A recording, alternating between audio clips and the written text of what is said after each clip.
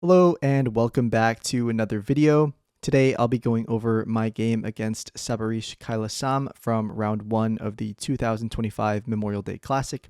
This was my first classical chess tournament in about 3 years, so it was very exciting to play, and here we go. So, first game I had white, and I played the move knight f3. My opponent played knight f6. He was around 2000 USCF, by the way. And I played g3, so we're going to some kind of ready setup where I fee and shadow my bishop to g2. So my opponent kind of does the same thing. He plays g6, bishop g2, bishop g7, and I castle. And my opponent castles as well. So this is a pretty standard way to play this for both sides. And I chose c4. So just grabbing some space. I could have also played something like d4 or, pretty much a few other moves, but c4, pretty decent move. Just trying to control the d5 square, open up and develop some more of my pieces, maybe on the queen side. My opponent played the move d6, which is very logical as well. So here they're intending to play something like e5 in the future, and also develops their light squared bishop. I played d4, so grabbing some space in the center. And my opponent played knight d7, which is very common. We're still in some pretty well-known theory here. So I played the move knight c3, and my goal here is to expand in the center or continue expanding with the move e4, taking control of all the center squares. And here my opponent plays the move rook e8.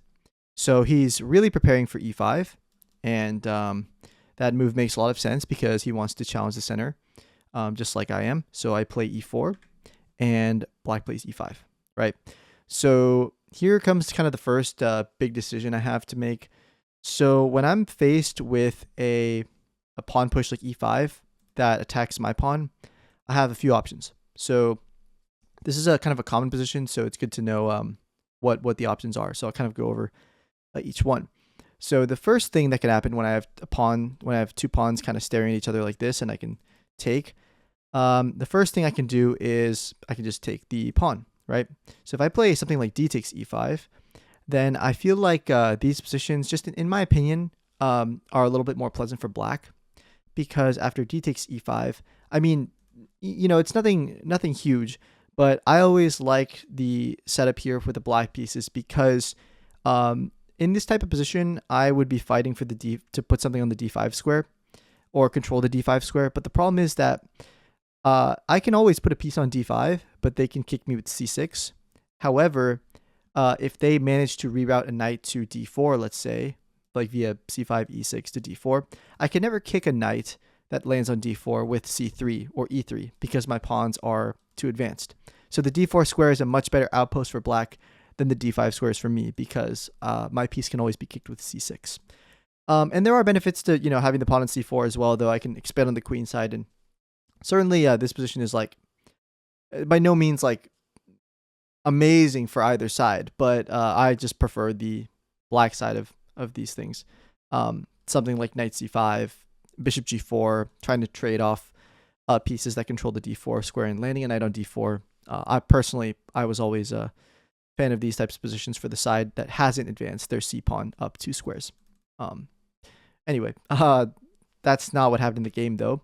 I'll go over another common response, which is the move d5, which is very common in these types of structures where, black challenges in the center.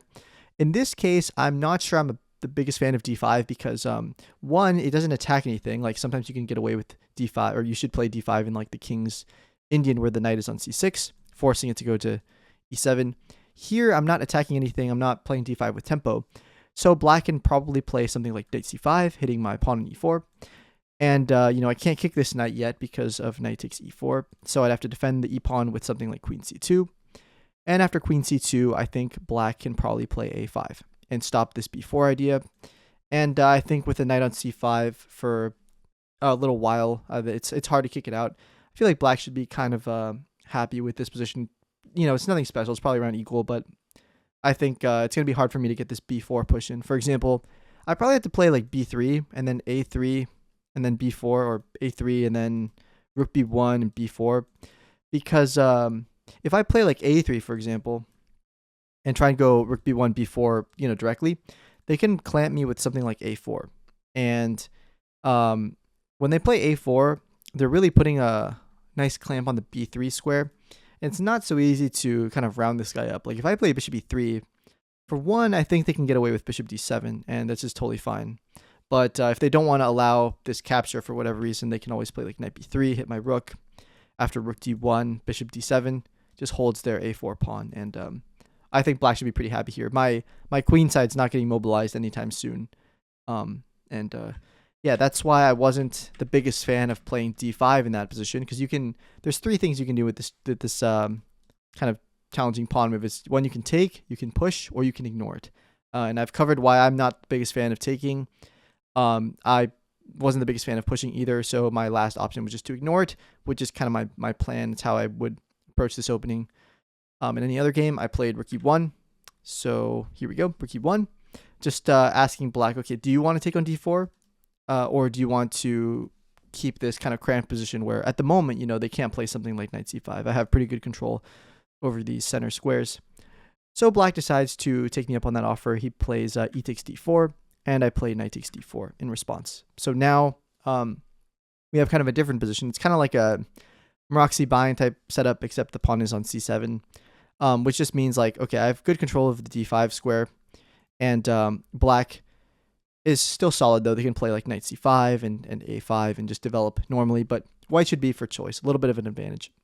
And here my opponent probably should have played something like knight c5, and then maybe followed it up with like a5, developing their bishop, maybe going queen c8, or just further developing moves, just getting their pieces a little bit out from the back rank or the back two ranks. Instead, my opponent played the move knight e5, which I thought was like slightly inaccurate, because so obviously this move threatens the c4 pawn, but once I defend it with the move b3, which I played, you'll see that the knight on e5 is not the most stable piece. You probably want to play something like c5 with this setup, but the knight on e5 is, yes, it's on a nice outpost, but I can always prepare a long-term plan of eventually playing the move f4 and kicking this knight. So it's not really so stable on e5. And I also just think in general that putting the knight on c5 is much more common in this opening, so it's probably a little bit better.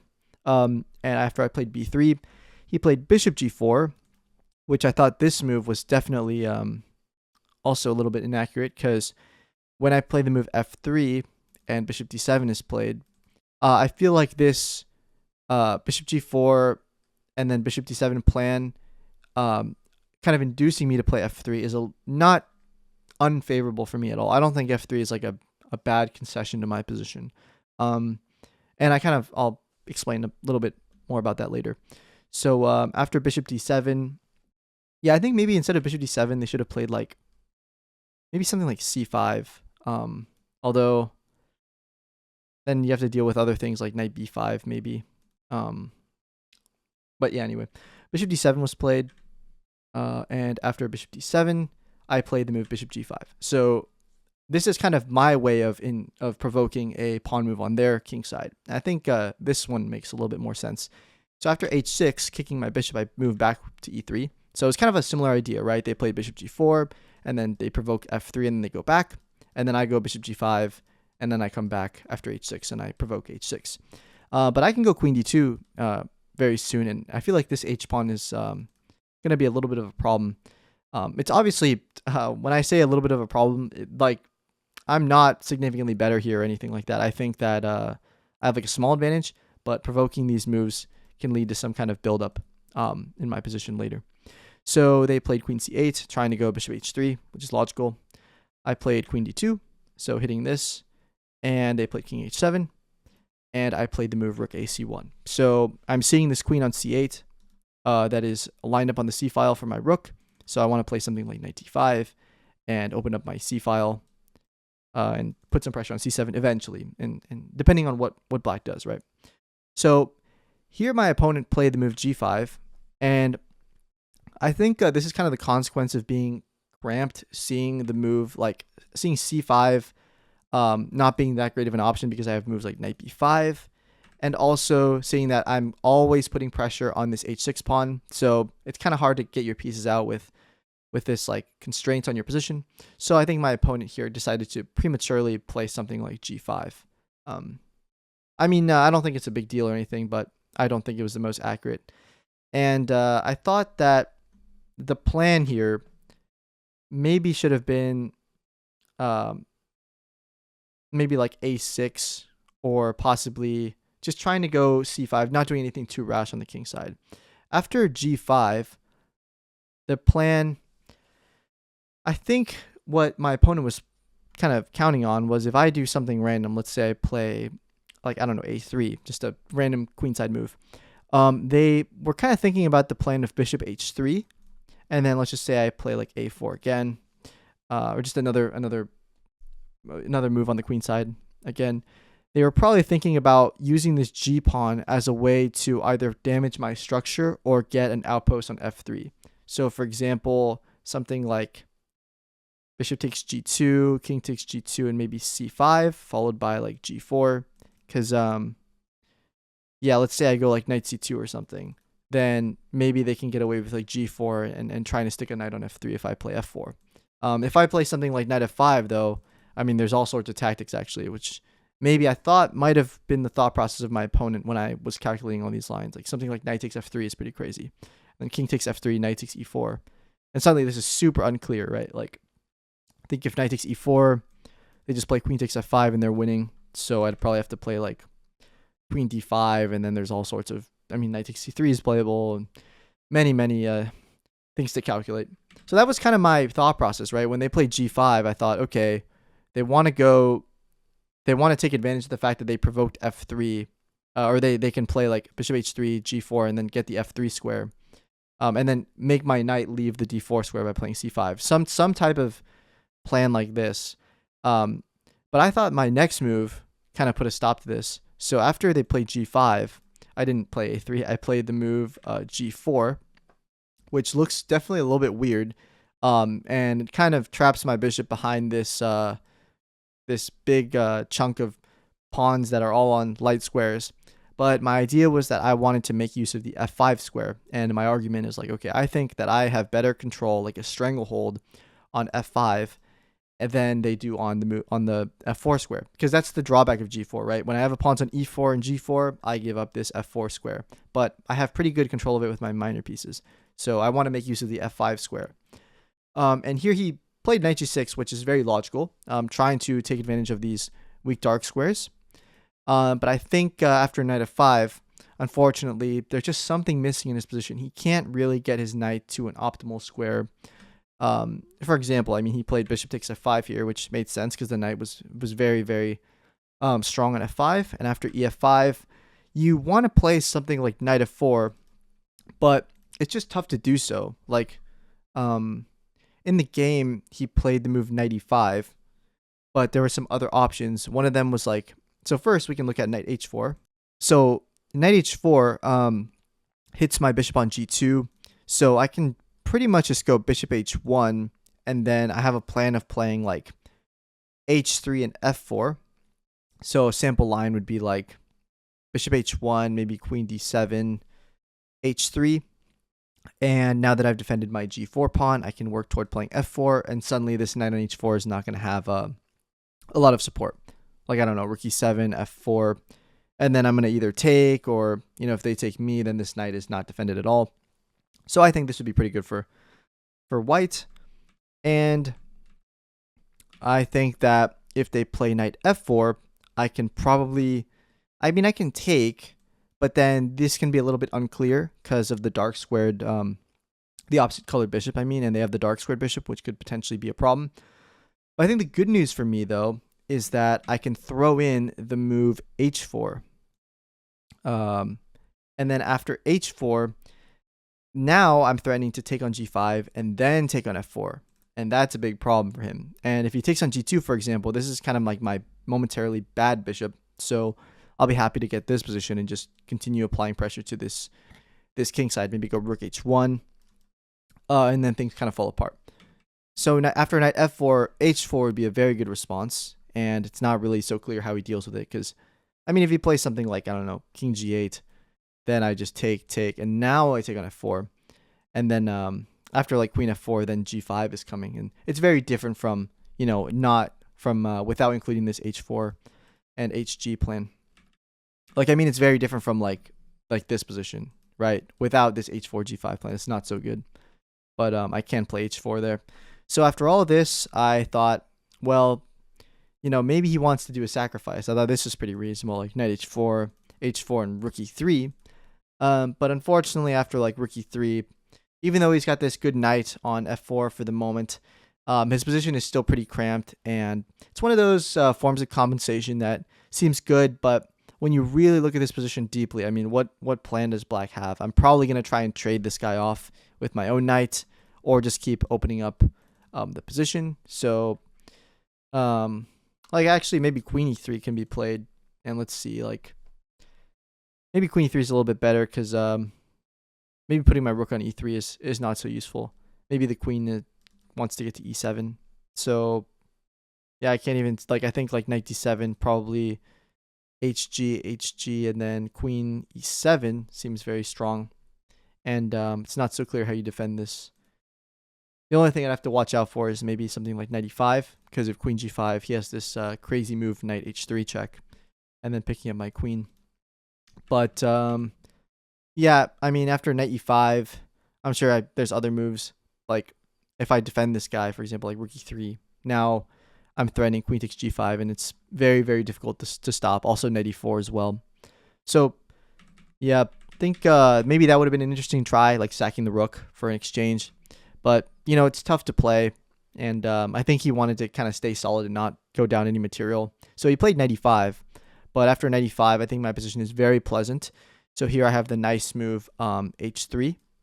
And after h3, the idea of h3, by the way, in all these lines is that I want to defend the g-pawn so that I can play f4 and kind of open up my light-squared bishop, so that I'll have like two beautiful bishops kind of aimed at the queen side, and, the bishop on e3 will aim at the king side as well after I play f4. So after I played h3, my opponent played queen d7, and I just played f4 like normal. And I think here is kind of like their last mistake of the game. It's just a couple inaccuracies adding up, and then they were in a cramped position, so I think they played kind of a mistake here for sure. They played the move knight takes g4, which is a blunder, but it's kind of understandable why they played it. So this position with g takes f4 and bishop takes f4 is not a pleasant position at all for black. It's the type of position where you're just going to get ground down.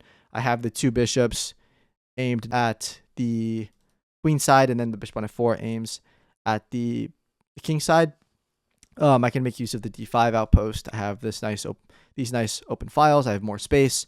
Their king is kind of unsafe, and then this h pawn is isolated and it's attacked twice, and the bishop is constantly, it has to stay on g7 to defend the h pawn. So all in all, it's a pretty miserable position, and I can kind of just slowly improve, like maybe king h2, double my rooks, stick a knight on d5, try to, like attack these pawns on the queen side, and it's just unpleasant. I think the computer kind of hates this position for black. So I think all this like analysis my opponent saw, and then he just decided to gain some space and try and get some active pieces at the cost of a knight. But unfortunately, after knight takes g4, hg, and knight takes g4, with precise play, this is obviously winning for white, and I played bishop d4. So I saw that the g7 bishop had been activated. It was very active. So I'll trade my d4 bishop for it, and I'll keep my very nice light squared bishop, which has been opened up by this f4 break. Here they played rook g8, and note that queen takes f5 would be a mistake because I have this nice pin, and they're gonna have to give up even more material to stop this. So I believe rook g8 was played, trying to make something happen on the f file. But in these positions, it's just important to kind of keep your cool and play logical, sensible moves. Don't do anything crazy, and you should win the game with being up a piece. So I decided to put my knight in the center of the board. Once again, queen takes f5 is not possible because of bishop e4. And my idea is like rook e7, and if I get rook e7 in, it should be game over. So my opponent plays rook a8, trying to stop this, but this gives me the chance to trade the rooks and get the rook off the potentially open g file. And here I can shut down a lot of his counterplay with the move f6. And at this point, I'm just a piece up. So just a few more moves. He plays bishop f8. I play rook e1, trading off the last set of rooks. So no more active pieces for black once I find a way to trade off this knight. And after c5, I just drop my bishop back to c3. We have an exchange, and he takes on f4. So I throw in a check on e4 to push his king back a little bit, and then take on f4 with my queen. So now there's just one active piece here, which is the knight. The bishop is pretty terrible on f8. So after the move queen e6, I played bishop h3, just trying to trade off this last active piece, because I am a piece up, right? So after h5, I traded, and here I played the move knight e7. The point of knight e7 is now I want to threaten some attack on the h-file with queen h2, because my knight covers, or the knight in conjunction with the pawn cover the escape squares on the g-file for the king. And also, if you take my knight, then this is really bad news, because there's a discovered check. So yeah, this pawn is super dangerous, and I mean, I think like queen h2 or queen f6 or some move like that should end the game. Or I mean, just like bishop f6 maybe. Just some move that doesn't allow a perpetual should be enough to win this this game. And with the super dangerous pawn on e7, so he didn't take. Instead, he played the move queen e2, trying just, I guess, a last ditch attempt to get like some kind of perpetual. But after queen h2, my opponent resigned, because after something like queen takes h2, king takes h2, not only is he just down a piece and he's losing, there's literally no way to get the king out. Like after king h7, I'm going to go king g3, and then yeah, like this knight and the pawn do a fantastic job of like covering all the squares that the king can escape. So I'll just pick up this pawn and pretty much bring my king to the center of the queen side and just take as many pawns as I want. So after queen h2 and the queens come off, my opponent resigned. So that was kind of a nice game, not too much trouble at all. I don't think I was ever worse at any point. I think I just played some very normal, sensible moves and was able to constrain my opponent's position. And I think a good theme of this game is like getting your pieces to control squares around your opponent's king side, or the side where your opponent's king is at. And that can be shown when I play g4. Kind of this thought process of, okay, wait, when is it logical to play a move like g4, giving up control of these key dark squares in exchange for access to some of the squares on your opponent's side of the board? And I think here g4 is a good move, because you know, in a lot of positions g4 is kind of stupid, like it doesn't really make sense. But here, getting the knight to f5 and clamping down on the black position made a lot of sense. And also, you know, I have ideas of going like h4 as well, and swinging my rook to the h-file eventually after king f2 and launching this massive attack.